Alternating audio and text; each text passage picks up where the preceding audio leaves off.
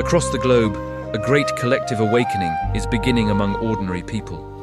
Why should we be the ones to break our backs paying for the devastating mistakes made by others?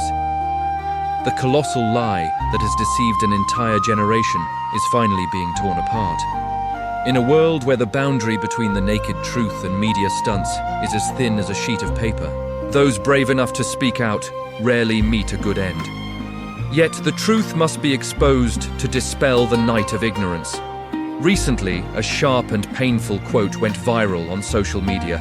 It said, "I never shared in the unprecedented luxuries of life, yet when the earth is lost, all the blame is dumped on my head.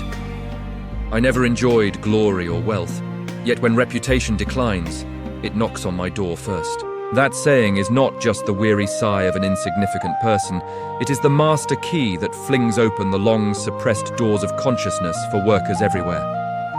We are finally beginning to collectively resist this irrational blaming. Everything sometimes starts from a single animal's skin lying still in a museum. A content creator filmed this skin and added provocative words, arrogantly declaring that its silent presence was enough to awaken the human soul and call for everyone to bow their heads in guilt. The original intent of the video was clearly a manipulative moral lesson, aiming to force the public to feel guilty for endangered species. However, the comment section backfired. The crowd is no longer as compliant as before. One person commented that they had never even worn a luxury fur coat, and the only time they got close to a real tiger was when eating a snack nicknamed tiger skin. Another mocked themselves, stating that such massive themes are not for a lowly wage earner to worry about. When surviving to protect your own family is a struggle, how can you be a savior for wildlife? Some joked that they wear cheap clothes from night markets, eat stale lunches, and get hit by static electricity from their synthetic sweaters. How can someone at the bottom of society be called upon to shoulder the mission of global ecological protection? Behind these humorous words lies a malicious, logical trap designed by the elite. It is the irrational logic of shared responsibility.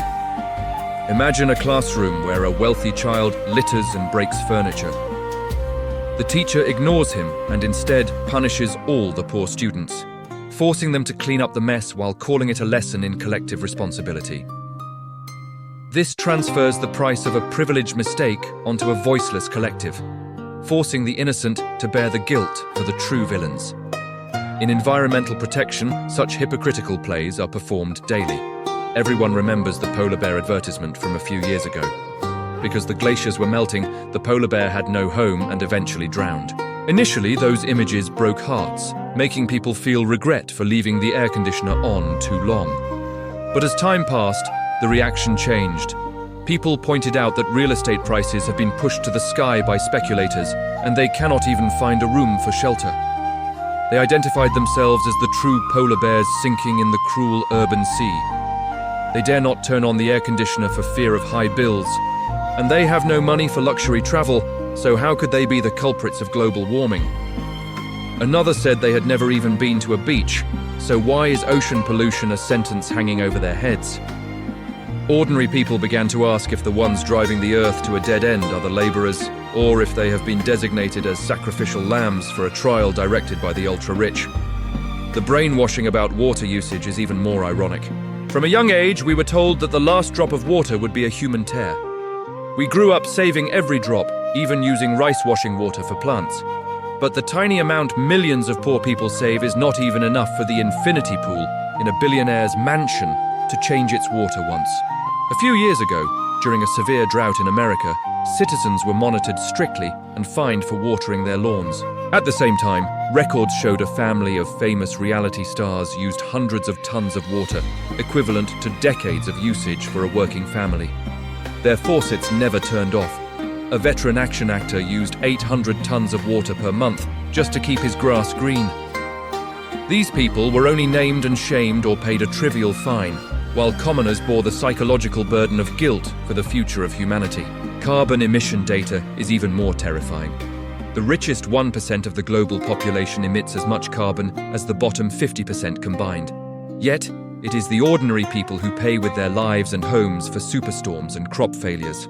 Public figures claim to be environmental ambassadors while using private jets for luxury flights.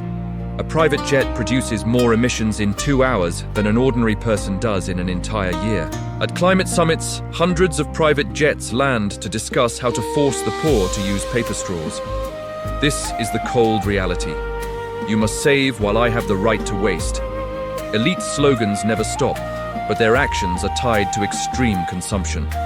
Meanwhile, the people judged are those so poor they drink every drop of broth from a noodle bowl.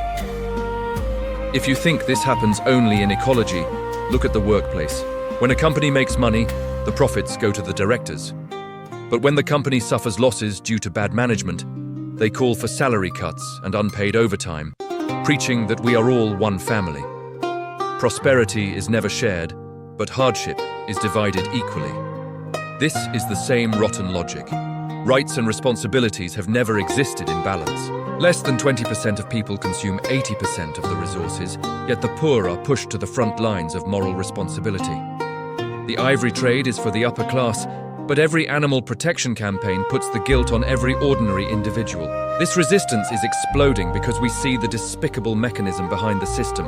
We are not the destroyers the television says we are. We are just the scapegoats arranged to pay the bill for the debauchery of others. When someone lectures us on nature conservation, we have learned to ask back. True environmental protection should start with the ultra-rich using fewer private jets and luxury yachts rather than staring at the plastic lunchbox of a working man. An ant can never clean up the mess left by a rampaging elephant.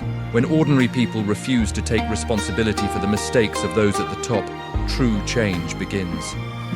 In this pragmatic world, it is ridiculous that the sheep waiting to be slaughtered are forced to kneel and confess simply because their blood stained the shiny shoes of the butcher who is stepping into a banquet of glory.